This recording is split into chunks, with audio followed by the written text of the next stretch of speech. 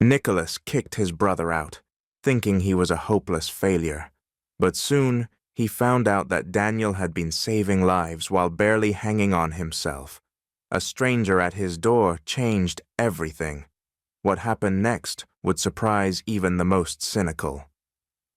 But let's start from the beginning. Nicholas Ford stood by the floor-to-ceiling windows of his luxurious Manhattan penthouse, gazing thoughtfully at the seemingly endless city lights. His life was the epitome of success and luxury. A multi-billion-dollar business empire, skyscrapers, stocks, and massive deals. He was used to everything in his life being under his control. But this time, there was a problem that defied his usual cold calculations. His younger brother, Daniel. Daniel had always been Nicholas's opposite. While the older brother achieved success through discipline and hard work, the younger one lived by the motto, "Go with the flow."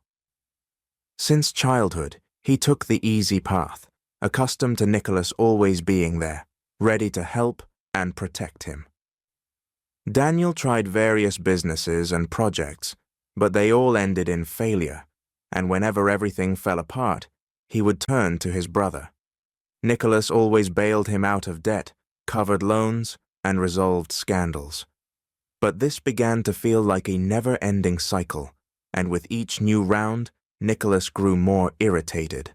Now the situation was critical. Daniel had accumulated debts beyond even Nicholas's limits of patience. His latest business venture had failed miserably, and he was on the verge of bankruptcy. In desperation, he arrived at his brother's mansion, hoping once again for help. As Daniel entered the massive living room filled with artwork and expensive furniture, he felt out of place. This world of success and wealth had always been distant from him, despite their family ties.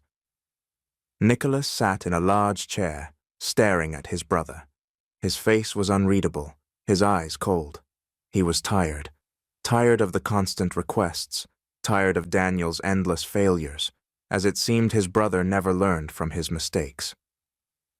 Finally, after a long silence, Nicholas spoke. "I don't know who you are anymore, Dan." His voice was low and emotionless, making it even more threatening. "You're no longer the kid I protected in school. You've become someone who moves through life without considering the consequences. Every time you come to me, I pull you out of another mess, and then you come back with a new problem." Daniel stood with his head down. He felt the tension growing. His heart raced, and his throat was dry. He wanted to find the right words to explain his situation, but Nicholas didn't give him the chance. "You keep coming to me with requests, but no more," Nicholas continued, his voice growing harsher. "You are no longer my brother.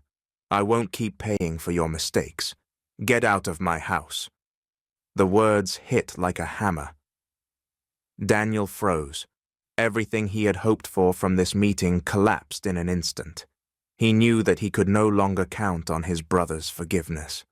His face darkened with shame, and his eyes glistened with barely contained pain. This was the end. Without a word, Daniel slowly turned and walked out of the living room, as if his body had lost all energy. He felt humiliated, crushed, but deep down he knew that Nicholas was right. He had brought himself to this point, yet the resentment and bitterness that had built up over the years now finally severed the last ties that bound them as brothers. As the door to the mansion closed behind him, Daniel knew he was now truly alone. The brother who had supported him for so many years had now turned away for good. Weeks passed after Nicholas had thrown his brother out. Time moved on, and though the conflict still lingered in his mind, Nicholas began to push the unpleasant memories away. He focused on his work as usual, diving into business and leaving personal problems on the back burner. His empire demanded constant attention, investments, deals, negotiations.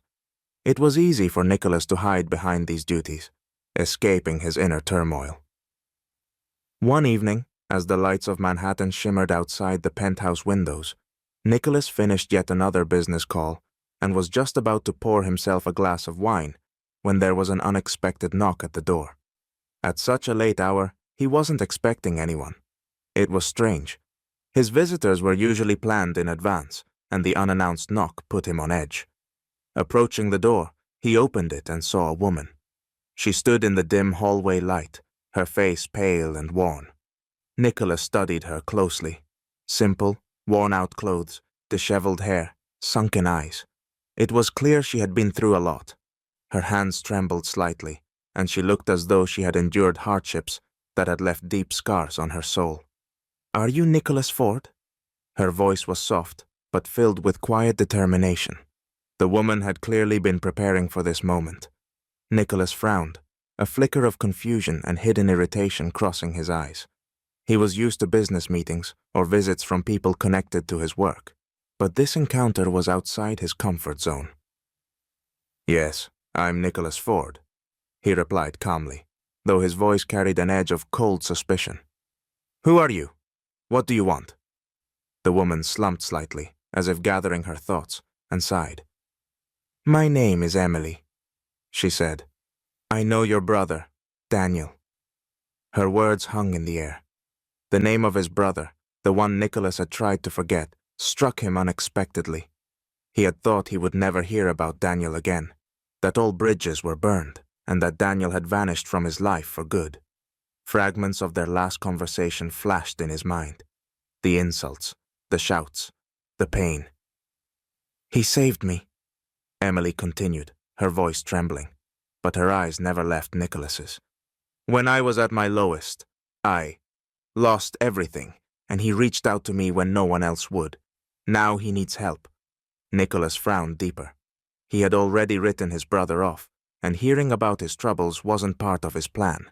However, something in the woman's words struck a chord. Her eyes, full of desperation yet sincere, made him pause. He could have just closed the door, ignored her, but something inside him wouldn't let him. He didn't know what connection existed between this woman and his brother, but her presence here was too unexpected to dismiss. "Why did you come to me?" he asked coldly, trying to conceal his growing unease. "I don't deal with my brother's affairs. We're no longer connected." Emily stepped forward, her eyes brimming with unshed tears. "Because he won't ask you for help himself. He's proud, despite all his mistakes. But now he's worse off than ever. If you don't help him, I fear this will be the end for him." Emily's words hung in the air like a final plea for mercy. Nicholas looked at her and felt something shift inside him.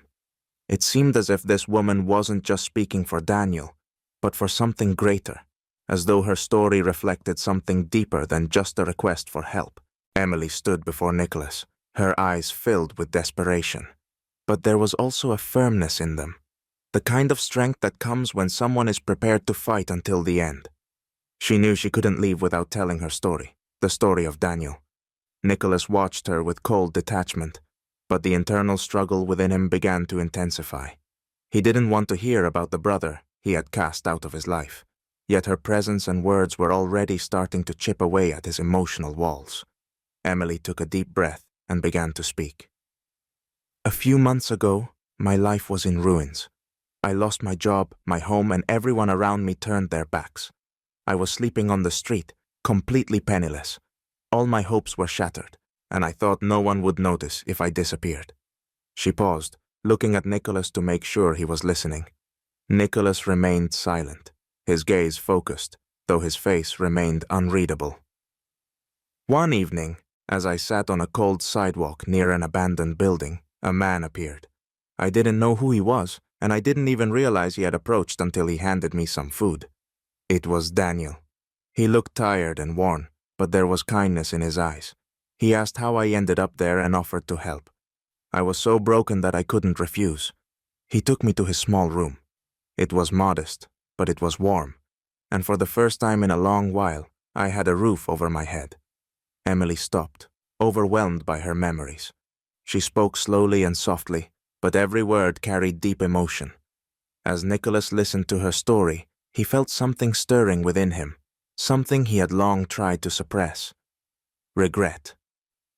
"Daniel helped me, even though he was barely scraping by himself. Emily continued. He gave me food, found me a job, and constantly supported me emotionally, even when he was barely holding on. He never complained, but I could see how hard it was for him. Every day he fought his own demons, yet still found the strength to help me. Nicholas listened in silence.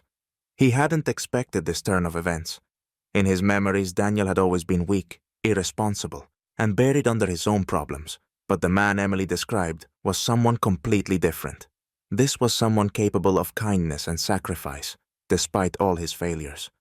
Nicholas recalled moments from their youth when Daniel truly was generous and kind, helping those in need. But then life had changed him, pushed him to the brink, where it seemed he could no longer climb out. Emily continued. He's changed, Nicholas. I've seen it with my own eyes. He's no longer the person you cast out of your life. He's fighting, trying to fix everything. But his problems are too big to face alone. If you don't help him now, I fear he'll break completely. These words, delivered as a plea, penetrated Nicholas's soul. He felt his inner defenses begin to crumble. Everything he had built, his detachment from his brother, his desire to forget the past, now seemed much less solid than he had thought. He saw in Emily a reflection of the struggles Daniel faced, and realized that perhaps his brother had truly changed.